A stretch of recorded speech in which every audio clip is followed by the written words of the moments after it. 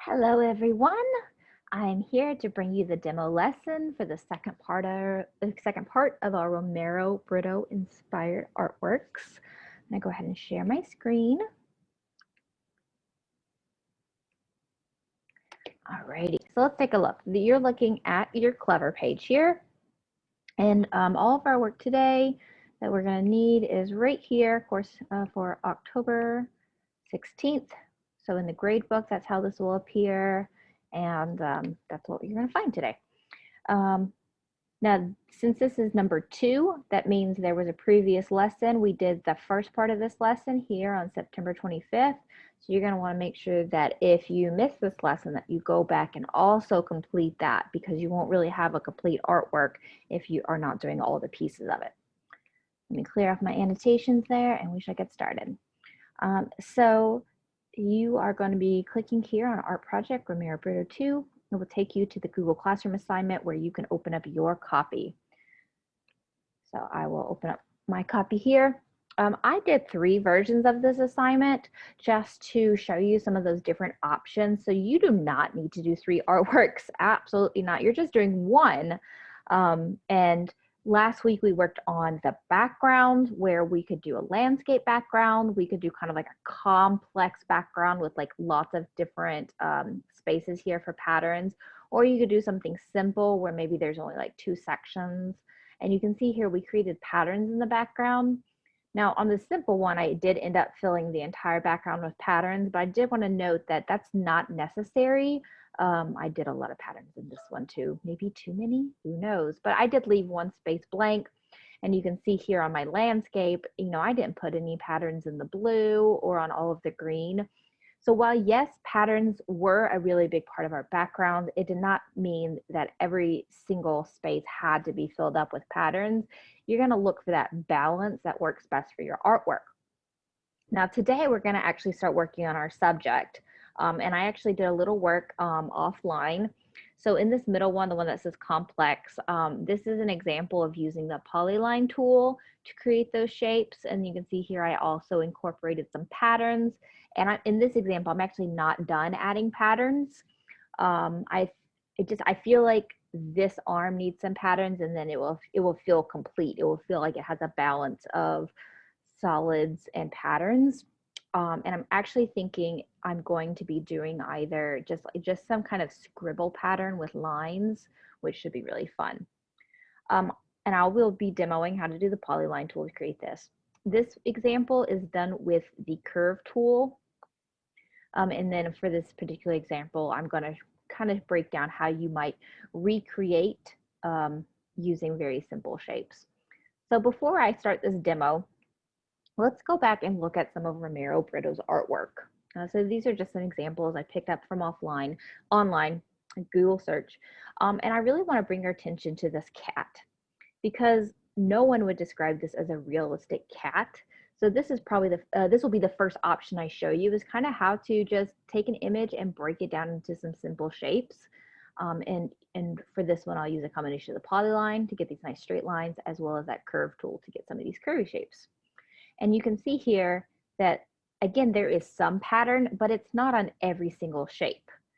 There's a nice balance between some patterns and some solid colors, which is very cool. And a lovely example here of how this collar here, yes, it has a little dot of color, but the patterns are actually just solid lines. So that's an option for yourself. You don't necessarily need to create like a blue next to a lighter blue. If you are doing a person, I would highly recommend simplifying it, because generally speaking, human faces are super duper hard to do. And so by simplifying, you're going to find that it's a little bit easier to tackle this project. In this example, I want you to bring your attention to the use of colors. The background is done in cool colors, and the foreground is done in warm colors. And that contrast between warm and cool means that it stands out really nicely. So keep your color choices in mind. Here's an example, which again, these are just choices. You have to ask yourself, do I want my subject to kind of blend into the background, or do I want it to stand out more? This one clearly stands out. So mentally in your head, think to yourself, do I want my subject to stand out like this? Or am I more of a big fan of this kind of mixed in patterns and colors everywhere? Both choices are correct. It's just what you want to do. So let's pop back over here. Let me zoom in a little bit. So I'm going to focus on this one right here for now. So I want to create a simplified version of this. I'm going to switch my line tool over to the polyline tool. And I'm going to create a simplified version of this. So I'm just imagining kind of tracing around it, but just using very simple shapes. Let me find, there we go. Very simple. Just imagining it like a Minecraft cat. Super blocky. Remember, we are changing our border weight. That was something we learned last week, but here's the border weight. You see it looks like a thick, a medium, and a thin line. We're going to change that over to 8 pixels, nice and thick. And let's go ahead and fill it with a color. I'm kind of feeling a nice pink cat. Oh, I like that. Of course, you can keep it realistic colors. You can do fun colors. These are choices that you get to make. Now for the bottom, I'm thinking more of the curve tool. So the curve tool is similar to the polyline in that you can create a shape, except instead of polyline is all straight lines, the curve tool is all curvy lines. Let's try this one out. So just click once to get it started, just like with the polyline tool. And it looks like the polyline tool at first, it looks straight. However, notice that now when I move it, it's curvy. So it's going to give me a curvy shape.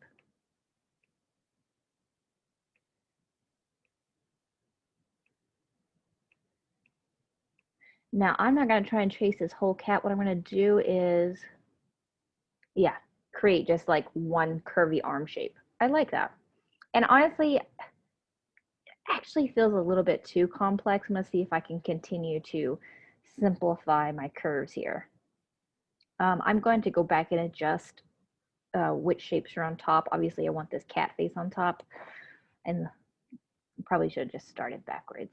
Started with the very far back one, but we can always adjust where they are.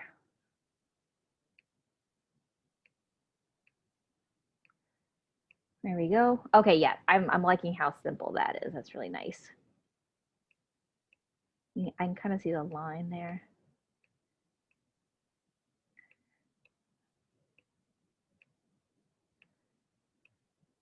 There we go, nice curvy. Notice how I'm just like letting my shapes kind of overlap because I will be adjusting the order they're in.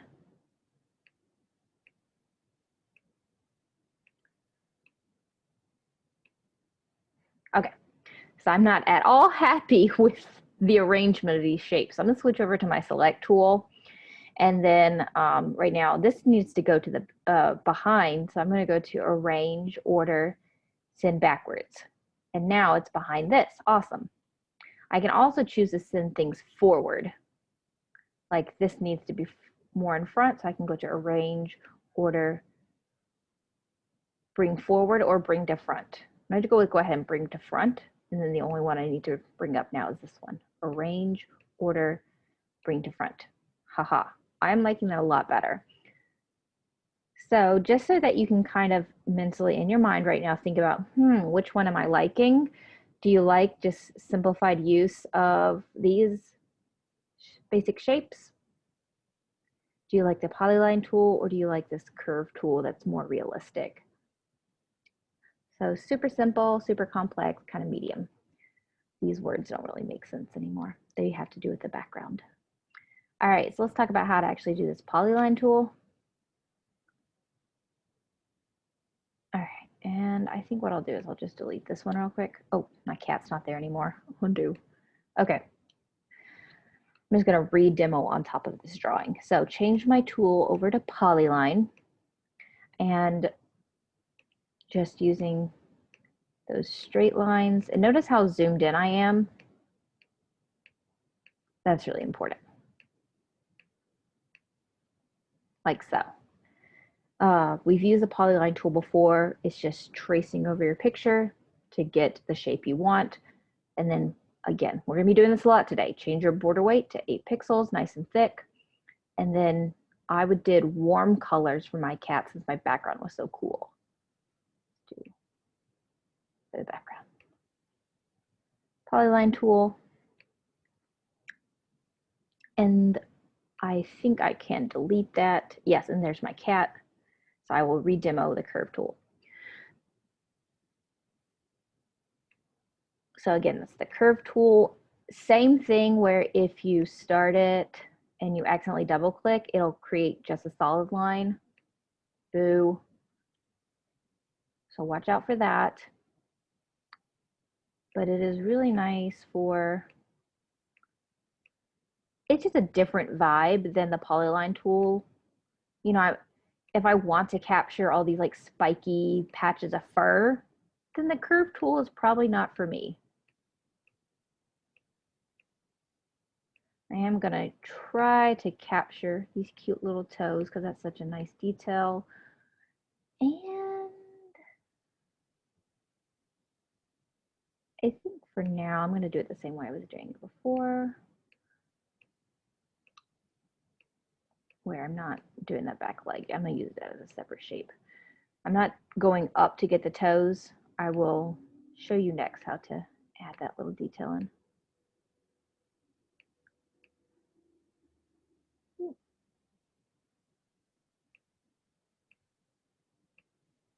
So single clicks.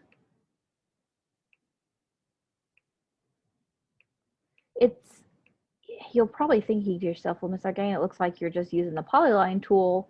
Absolutely, same exact steps and process, just that the final product is giving me that nice curve.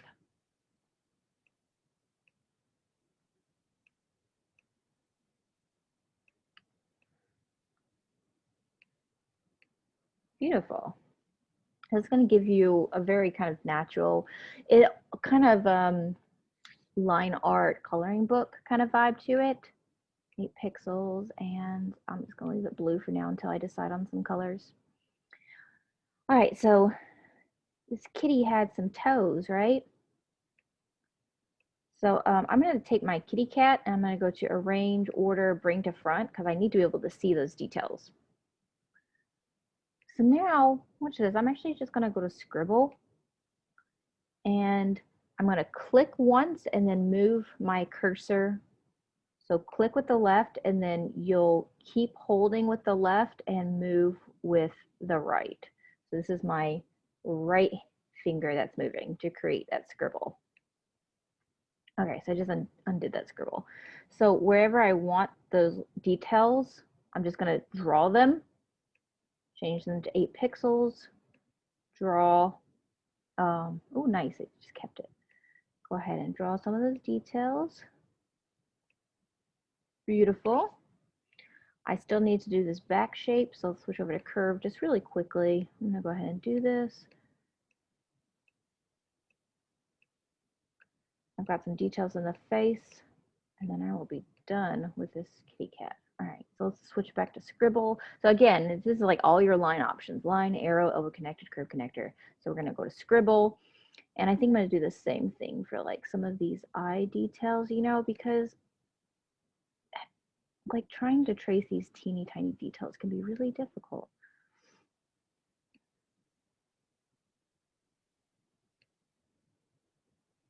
All right, and you know what? I do think I want a little scribble in the ears just to help it. Beautiful. Okay. So now I can move my cat off to the side instead of deleting it. And there I have my cat. Oh, that eye looks weird. I need the pupil. And then, you know, if I want to divide this up further, maybe I can trace over it again and create that little paw to subdivide it into those shapes. And at that point, I'm just tracing over what I already did. And I'm going to stop the lesson there. I will, if you have time and want to start on patterns, go for it, but I'm not going to be looking for patterns today. In terms of a grade, this is a good example. I am looking for you to create your shape of your object and pick out your main color. And then if you want to play around with some of those other colors to figure out where exactly you want your dominant colors. That is awful. That is also awful. I've clearly got to play around with some more colors. Here's a better example of where I've changed up the dominant colors. All right, so let's just do a real quick recap. You can create a simplified version using the polyline or curve tool or a combination of both. You can create a really complex version of your object by using the polyline tool and focusing on all of those teeny tiny details. Or you can create a slightly easier yet realistic version by using the curve tool, which will give you a kind of, what's the word, coloring book vibe. All three choices are totally awesome. By the end of class, you should have finished your basic shapes. Patterns inside are awesome, but not required. You do not have to turn in your work. I will see your progress and give you a grade. Do not turn in on Google Classroom. It will prevent you from editing your project next week. So that's the rationale for not turning it in, is because when you turn it in, it won't let you edit it anymore, which is annoying. So do not turn in on Google Classroom. I will just see your work and give you some feedback. Beautiful people, thank you for watching this demo. And I cannot wait to see how your projects come out. Bye.